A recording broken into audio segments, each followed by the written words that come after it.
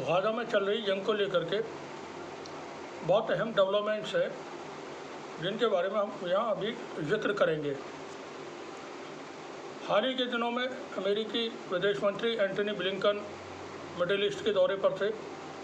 सभी को ये उम्मीद थी कि ब्लिंकन कोई जंगबंदी का मुआहदा तय करके यहाँ से वापस जाएंगे, मगर ऐसा ना हो सका और वो इजिप्ट से वापस अमेरिका चले गए थे।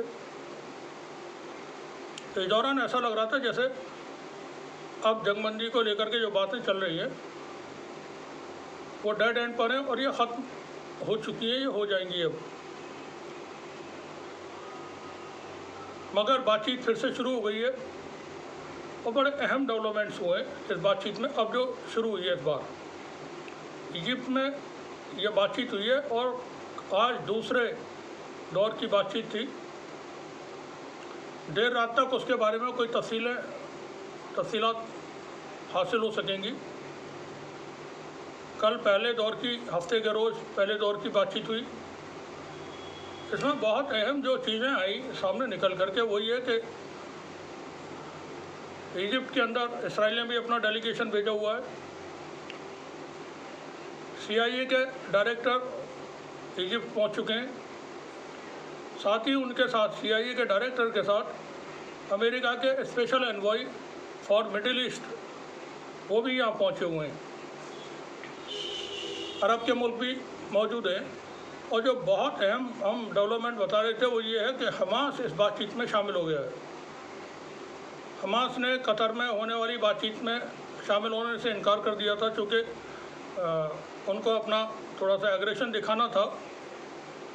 इस्माइल हनिया के कत्ल के बाद ये बातचीत शुरू हुई थी जिसमें हमास और ईरान दोनों शामिल नहीं हुए थे, लेकिन अब जो इजिप्ट में बातचीत शुरू हुई है कल हफ्ते के रोज़ से, उसमें हमास का डेलीगेशन शामिल हुआ है।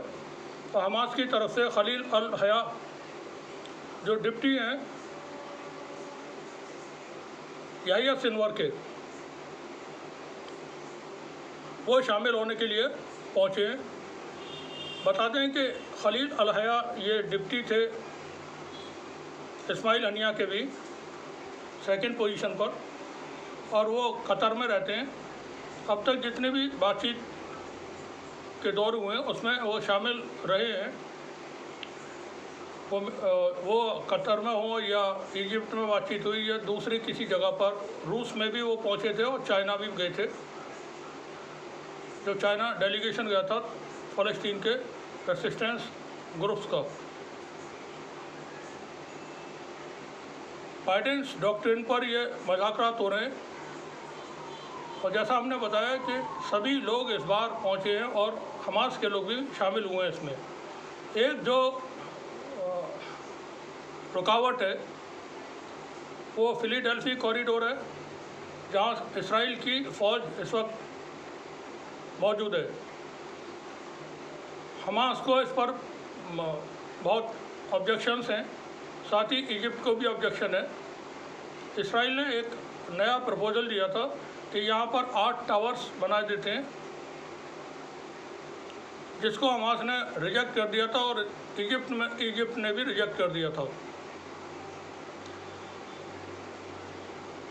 अब नई बातें क्या होंगी उसकी कोई जानकारियाँ फ़िलहाल तक हासिल नहीं हो सकी हैं।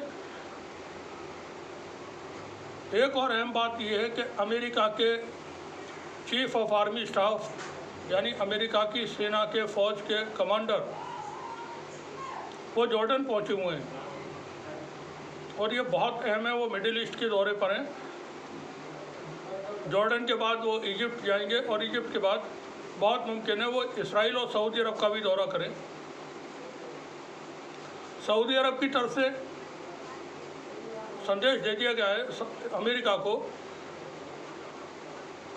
कि 2 स्टेट सॉल्यूशन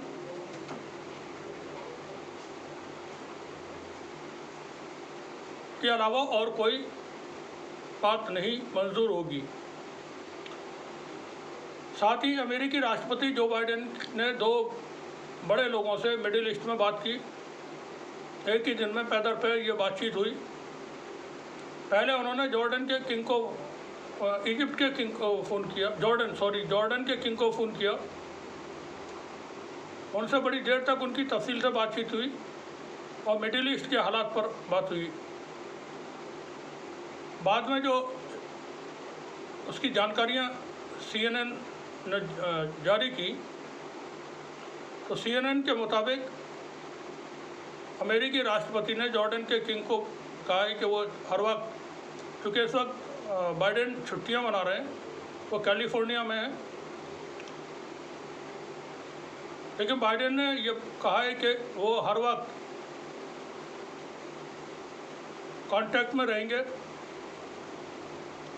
जॉर्डन के किंग के साथ, और मिडिल ईस्ट में जो तनाव है वो ख़त्म होना चाहिए, कम होना चाहिए।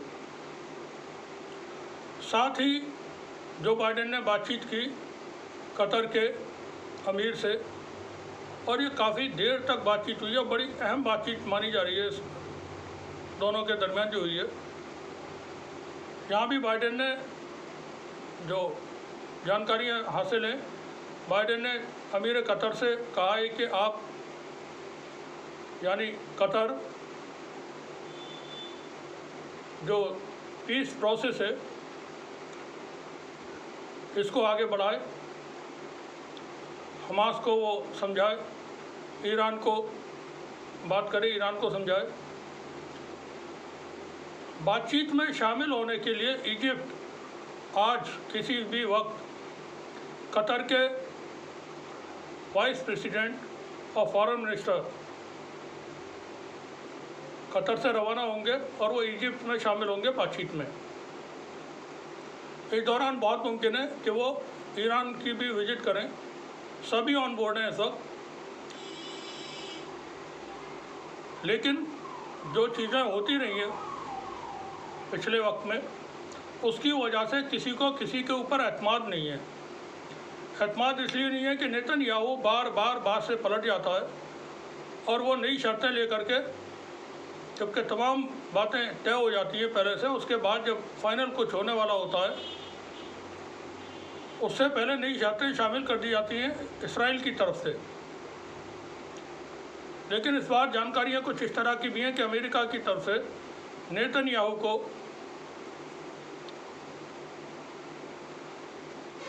बोला गया है एनफ इज एनफ,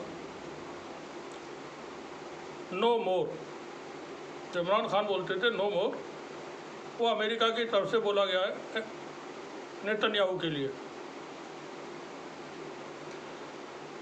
CNN की एक रिपोर्ट है, वो हम बहुत डिटेल में नहीं बात करेंगे उस पर। उसने हिजबुल्लाह को लेकर के एक रिपोर्ट पब्लिश की है, हिजबुल्लाह की ताकत के बारे में बताया है, हिजबुल्लाह के पास जो वेपन्स हैं उसके बारे में बताया।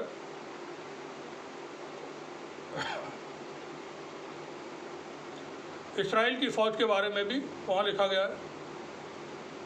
CNN ने जो रिपोर्ट दी है ये इंटेलिजेंस से हासिल रिपोर्ट है, अमेरिकी इंटेलिजेंस से जो उनको जानकारियाँ मिली है उसके बेस पर है। वो लिखता है कि हिजबुल्लाह की बहुत बड़ी ताकत है, उनके पास तकरीबन 1.5 लाख से 2 लाख तक मिसाइल्स हैं, पोर्टेबल डिफेंस सिस्टम्स हैं, एयर टू एयर, अब कौन सी एयर फोर्स है पता नहीं, और ज़मीन से हवा में मार करने वाले मिसाइल्स हैं। वो समंदर में किसी भी बेड़े को डुबो सकते हैं, इतनी ताकत के उनके पास मिसाइल्स हैं। और भी बहुत सारी चीज़ें लिखी हैं CNN पर, आप उसको पढ़ सकते हैं। साथ ही हूतीज़ ने ग्रीस का झंडा लगा हुआ एक शिप रेड सी में डुबो दिया है, और ये शिप पूरा भरा हुआ था, कंटेनर इसके भरे हुए थे ऑयल से। 1.5 lakh billion barrels, 1.5 lakh billion barrel oil उसमें मौजूद था, जिसको डुबो दिया है, ब्लास्ट कर दिया है पूरी तरह से उसको, मिसाइल फायर करके हूतीज़ ने। इस पर इसराइल का झंडा लगा हुआ था। जो शिप था, हूतीज ने कहा है कि कोई भी शिप रेड सी से जिस पर इसराइल का झंडा लगा होगा, यानी मकबूजा फ़लस्तीन, ऑक्यूपाइड फ़लस्तीन, उन्होंने अल्फाज इस्तेमाल करना शुरू कर दिए, जो अरब के मुल्क है। अब वो इसराइल का नाम नहीं ले रहे हैं, वो सीधे सीधे ऑक्यूपाइड फ़लस्तीन बोलते हैं। ऑक्यूपाइड फ़लस्तीन का कोई भी अगर झंडा लगा होगा, यानी इसराइल का झंडा लगा होगा, तो उस शिप को हम डुबो देंगे। यह बड़ा भारी नुकसान हुआ है पहली बार इस जंग में। इसराइल के जो फेवर करने वाले मुल्क हैं उनको एक तरह से ब्लॉक कर दिया है पूरा रेड सी हूतीज ने। वहीं अमेरिका की जो खुफिया रिपोर्ट्स हैं उसमें कहा गया है कि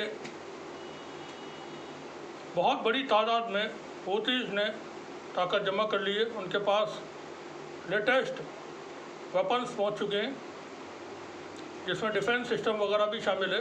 साथ ही सीरिया और इराक के अंदर मोबिलाइजेशन हो रहा है, बड़ी तादाद में लड़ाके जमा हो चुके हैं वहाँ पर, और उनके पास सब कुछ है, जंग लड़ने के लिए जो भी सामान चाहिए वो सब कुछ है। उम्मीद है इजिप्ट में हो रही बातचीत पर है, बहुत हद तक उम्मीदें हैं कि वहाँ से कुछ अच्छा होगा, जंग बंदी का ऐलान होगा, होना ही है एक न एक दिन। तो 50,000 से ज़्यादा फ़लस्तीनी शहीद कर चुके हैं, अब और मारेंगे, कितना मारेंगे।